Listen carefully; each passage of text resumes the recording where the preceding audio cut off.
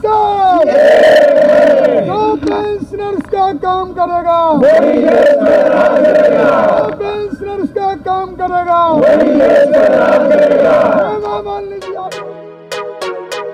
कि हम लोग कल हमारी CWC सेंट्रल वर्किंग कमेटी की मीटिंग दिल्ली में हुई।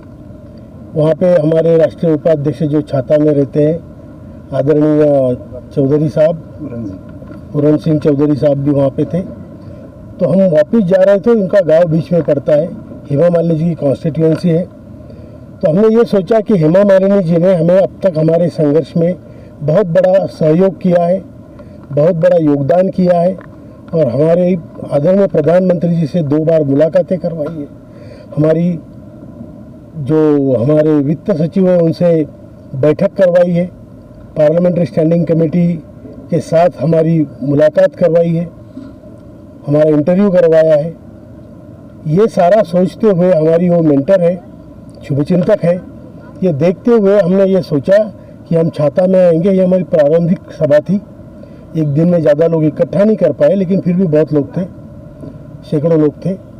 तो इन लोगों के सामने हमने अपना संकल्प दोहराया है कि हेमा मालिनी जी को बहुत बड़ी मार्जिन से हमें जिताना है।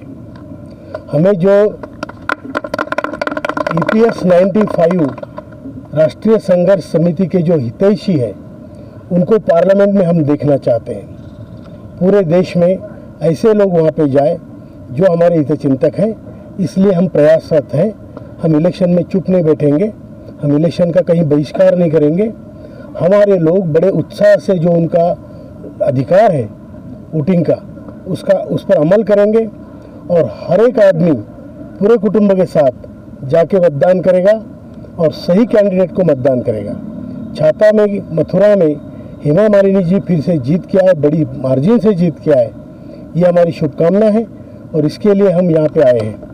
और यहाँ पर बात हुई कि हेमा मालिनी जी जीतेंगी तो आप लोगों का काम दोबारा करवाने की कोशिश करेंगे? नहीं, वो तो करेंगी, वो तो उनका जो संकल्प है वो दिल से है, वो कोई स्वार्थ के हिसाब से नहीं कर रहे हैं। वो तो तब भी कर रहे थे जब वो खड़े नहीं थे, उनको मालूम भी नहीं था टिकट मिलेगा, तब भी वो कर रहे थे। तो उनका जो संकल्प है वो इसलिए है कि उनको एक मातृ हृदय रखती है, एक कलाकार है, एक कलाकार का हृदय रखती है, मातृ हृदय रखती है। तो हमारे लिए तो देवी स्वरूप है। उन्होंने इतना काम, हमारे बूढ़े लोगों का इतनी बड़ा काम आगे बढ़ाया, तो हमारा एक कर्तव्य बनता है कि हम उनको सहायता करें। हम अपना कर्तव्य पालन, हमारा संकल्प है कि हम करेंगे। आज आपकी मीटिंग राजनाथ सिंह से उनसे भी थी, लेकिन आप वहाँ पे नहीं जा सकते? नहीं, इसमें ये हुआ कि कल बीजेपी की मैनिफेस्टो कमेटी फॉर्म हुई, उसके पहले दिन मतलब परसों सुबह आदरणीय भूपेंद्र यादव जी जो हमारे श्रम मंत्री है अलवर में, उनसे कुछ लोग हमारे मिले, हमारी बहनें मिली। तो उन्होंने ये कहा कि मैं मैनिफेस्टो कमेटी में आपका विषय रखूँगा और कमेटी अगर आपका विषय उसमें डालती है, मेरे पूरे प्रयास रहेंगे। तो योगायोग और संयोग कहिए, जो अच्छा संयोग है वो ये है कि आदरणीय राजनाथ सिंह जी, जिनको हम 3 बार मिले हैं, मैं खुद मिला हूँ 3 बार हमारी महासचिव जी के साथ, और भी लोग थे और कई लोग तो कई बार मिले हैं जो लखनऊ के हैं। तो उन्होंने हर बार हमसे सिंपैथी जताई है। उन्होंने कहा है कि आपका काम होना ही चाहिए, अच्छा काम है। तो ये करने के बाद जब वही मैनिफेस्टो कमेटी के चेयरमैन बने, उसमें भूपेंद्र यादव जी भी है, विनोद तावड़े जी है, राधा मोहन अग्रवाल जी है, ये सब लोगों को हमारा विषय मालूम है। तो हमने उनको एक पत्र लिखा कल, जो पत्र की कॉपी हम आपको भी देंगे, और उसमें ये लिखा है कि आपने जो वचन दिया है वो हमारा विषय इसमें मैनिफेस्टो में डालें। अभी यह है कि हमारे पास NAC की तरफ से, NAC बहुत बड़ा संगठन है, क्या है, बूढ़े लोग हैं, इकट्ठा नहीं हो पाते हैं, लेकिन आजकल आपके माध्यम से, सोशल मीडिया के माध्यम से घर घर में वो देखते हैं, लाखों आप ही देखते हैं, लाखों व्यूज़ आते हैं।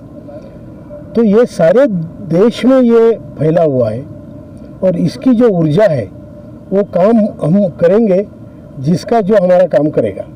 अब बीजेपी का, हेमा मालिनी जी का काम तो हम कर रहे हो, तो हमने डिक्लेयर कर ही दिया है।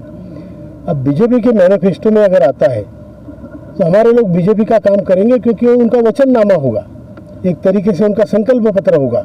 अगर उसमें आता है तो हम उनका काम जरूर करेंगे। अशोक साहब, भारत में बहुत सारी राजनीतिक पार्टियां हैं, लेकिन 2 बहुत बड़ी राजनीतिक पार्टियां हैं बीजेपी और कांग्रेस का इस समय इंडिया गठबंधन जी है और बीजेपी एनडीए में है, लेकिन इन दोनों गठबंधन में से किसी ने भी EPS 95 को अपने मैनिफेस्टो में नहीं जगह दी है। तो आपको लगता है कि बीजेपी के मैनिफेस्टो आने से पहले उनके मैनिफेस्टो में EPS 95 की जगह होगी? देखिए, मैनिफेस्टो बीजेपी ने 10 साल पहले वचन दिया था हम काम करेंगे 2013 में। अभी वो काम नहीं हुआ, किसी वजह से कॉम्प्लिकेटेड था, कई मिनिस्ट्री का काम था, लेकिन उसको गति मिली है जब हेमा मालिनी जी के माध्यम से, आदरणीय हेमा मालिनी जी के माध्यम से हम आदरणीय प्रधानमंत्री जी को मिले, तब से उसमें गति आई है और ये काम अब तक अब यश की या विजय की दहलीज पे है, तो कभी भी हो सकता है। इसको मैं आपको बता दूं, इस पे आचार संहिता लागू नहीं होती, क्योंकि वृद्ध और अपंग लोगों का काम करने के लिए जो पहले से प्रोसेस में है, उसमें चीफ इलेक्शन कमिश्नर का परमिशन लेके सरकार उसको डिक्लेयर कर सकती है, ये नियम है। तो हमारा काम भी हो सकता है या कम से कम वचननामा में डाला जा सकता है। स्वास्थ्य का काम है वो तो वैसे भी डिक्लेयर कर सकते हैं। तो ये जो चीज़ें हैं ये हम जानते हैं और इसके लिए हमने मैनिफेस्टो में हमारा काम लेने के लिए उनको लेटर लिखा है, जिसकी कॉपी हम आपको देंगे। कमांडर साहब, जिस तरह से आप जो है ऐसी कोई चौखट देश की नहीं छोड़ी, हर जगह आपने मत्था अपना टेका है, आप कहीं हताश नहीं महसूस कर रहे हैं अपने आप को? नहीं, हम निराश हताश नहीं। मैं आपको एक बात बता दूं, कोई भी सैनिक लड़ने के लिए जाता है तो वो कभी भी हारने के लिए नहीं जाता है। वो चाहे मरने के लिए जाता हो लेकिन हारने के लिए नहीं जाता है। वो चाहता है मैं जीतूं और जिंदा वापस आऊँ। तो यही विश्वास है? बिल्कुल है जी। ये क्योंकि ये देखिए, सरकार के ऊपर भी बड़ी सरकार होती है। ये वृद्ध लोग हैं, इनके पैसे हैं, इनको मिलने चाहिए, और ये जो ईश्वर है वो भी हमारे साथ है, इसमें कोई डाउट नहीं। हमारा एक ही हुआ है, अगर मैं एनालॉजी में कहूँ तो हमने पहले शंकर के दर्शन कर लिए, फिर हमसे गणपति कार्तिक सब नाराज थे, उनके भी अभी दर्शन हो गए सबके। अब फिर से एक बार शंकर भगवान के दर्शन करेंगे। तो ये जब होगा तो हमें तो चाहिए कि जितनी मूर्तियाँ हैं सब प्रसन्न हो, बूढ़े लोगों का भला हो। हम लोग यहाँ इस धरती से, भारत माता की हमारी धरती से जब हम